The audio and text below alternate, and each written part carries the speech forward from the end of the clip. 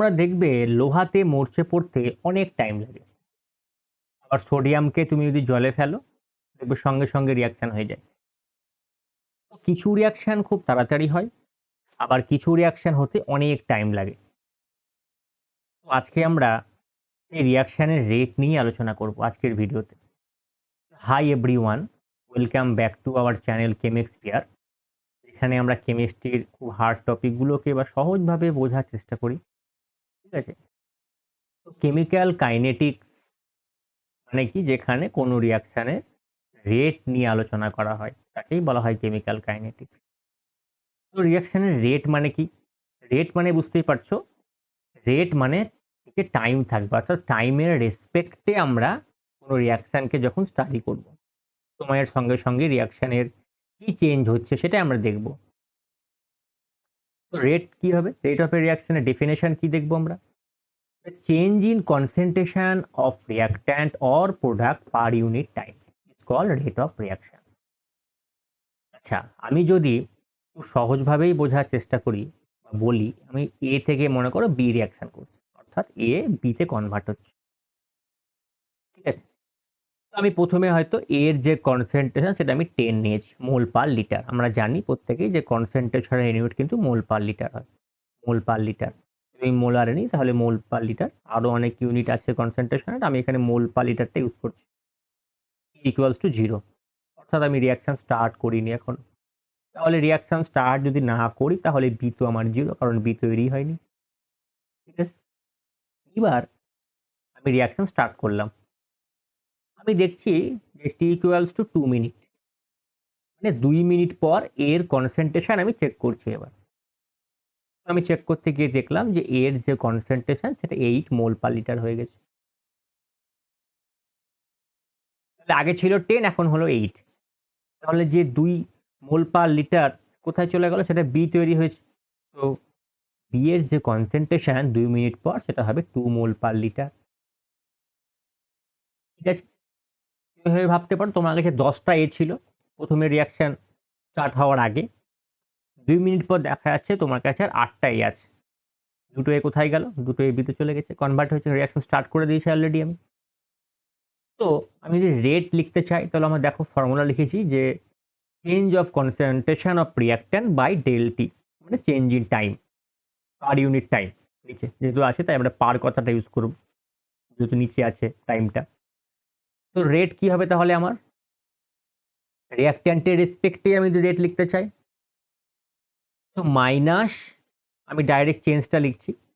তো 8, ফাইনাল হচ্ছে 8, আগে ছিল 10 মোল পার লিটার, আর নিচে হবে 2 মিনিট, কারণ আমি 2 মিনিট পর চেক করছি, ডেল টি মানে 2 মাইনাস 0, তো ডাইরেক্ট আমি 2 লিখলাম। ঠিক আছে? তো কি দাঁড়াচ্ছে আমার? এটা হবে আমার 1 mole litre inverse minute inverse. এটা হচ্ছে রিয়াক্ট্যান্টের রেসপেক্টে। তোমরা বলতে পারো কেন আমি সামনে মাইনাস লিখেছি এখানটায়? এটার যখন রিয়াক্ট্যান্টের রেসপেক্টে লিখছি তখন সামনে মাইনাস, কিন্তু প্রোডাক্টের রেসপেক্টে লিখলে সামনে প্লাস হয়েছে। তার কারণ দেখো, রিয়াক্ট্যান্টের কনসেন্ট্রেশন কিন্তু কমতে থাকবে যত রিয়াকশন হবে, যত তুমি টাইমের সঙ্গে সঙ্গে দেখবে রিয়াক্ট্যান্টের যে কনসেন্ট্রেশন সেটা কিন্তু কমতে থাকবে। আমি যদি এখানে মাইনাস ইউজ না করি তাহলে রেট কিন্তু মাইনাস হয়ে যাবে, কিন্তু কমছে। এবার রেট কখনো কিন্তু মাইনাস হয় না, নেগেটিভ হয় না, রেট সবসময় কি হয়? পজিটিভ হয়।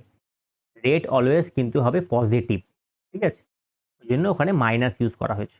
তো আমি দেখলাম যে রেট হচ্ছে আমার 1 মোল পার লিটার মিনিট ইনভার্স রিয়াক্ট্যান্টের রেসপেক্টে। আচ্ছা, এবার যদি আমি প্রোডাক্টের রেসপেক্টে দেখতে চাই তাহলে কি হবে?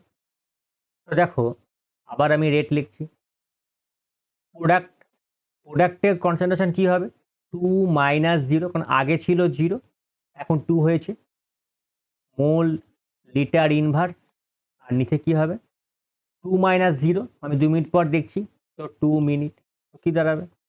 1 mole litre inverse minute inverse.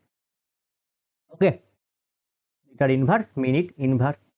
তাহলে ওই টাইমের মধ্যে 0 থেকে 2 এর মধ্যে আমি যদি দেখি, প্রোডাক্টের রেসপেক্টে দেখো বা রিয়াক্ট্যান্টের রেসপেক্টে দেখো, রেট হচ্ছে 1 মোল পার লিটার মিনিট ইনভার্স।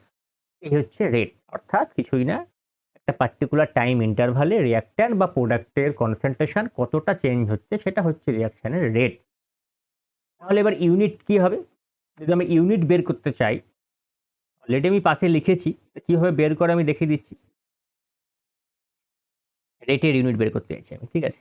উপরে হচ্ছে আমার কি কনসেন্ট্রেশন, কারণ চেঞ্জ ইন কনসেন্ট্রেশন ছিল, মানে উপরে হচ্ছে কনসেন্ট্রেশন, নিচে হচ্ছে টাইম। মুখস্থ করার কোনো দরকার নেই। কনসেন্ট্রেশন হচ্ছে মোল লিটার ইনভার্স, আর নিচে টাইম আমি যদি মিনিট ইউজ করি তাহলে মিনিট হবে, সেকেন্ড হলে সেকেন্ড, আওয়ার হলে আওয়ার, যে কোশ্চেনে যেমন থাকবে। নিচে থাকছে মিনিট। আমি যদি এবার লিখি তাহলে কি হবে, মোল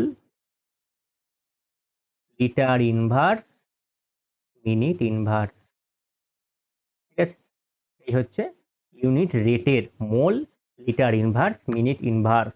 উপরে হচ্ছে কনসেন্ট্রেশনের ইউনিট, নিচে হচ্ছে টাইমের ইউনিট, ঠিক আছে। এটা হচ্ছে রেটের ইউনিট, ঠিক আছে। তাহলে রেট কি বুঝলাম আমরা? রেট হচ্ছে কোনো রিয়াকশনে রিয়াক্ট্যান্ট বা প্রোডাক্টের কনসেন্ট্রেশন চেঞ্জ পার ইউনিট টাইম, টাইমের সঙ্গে সঙ্গে। রেট মানেই টাইমের কথা আসবে, পার ইউনিট টাইমে কতটা করে চেঞ্জ হচ্ছে সেইটা হচ্ছে রিয়াকশনের রেট। এই ছিল আজকের ভিডিও। যদি তোমাদের কোনো কনফিউশন থাকে, কোশ্চেন থাকে, আমাকে অবশ্যই কমেন্টে করতে পারো, এবং ভালো লাগলে বন্ধুর সঙ্গে শেয়ার করো। পরের ভিডিওতে আমরা রেট কনস্ট্যান্ট নিয়ে আলোচনা করব। আজকের ভিডিওতে এতটাই। চলো, টাটা, বাই।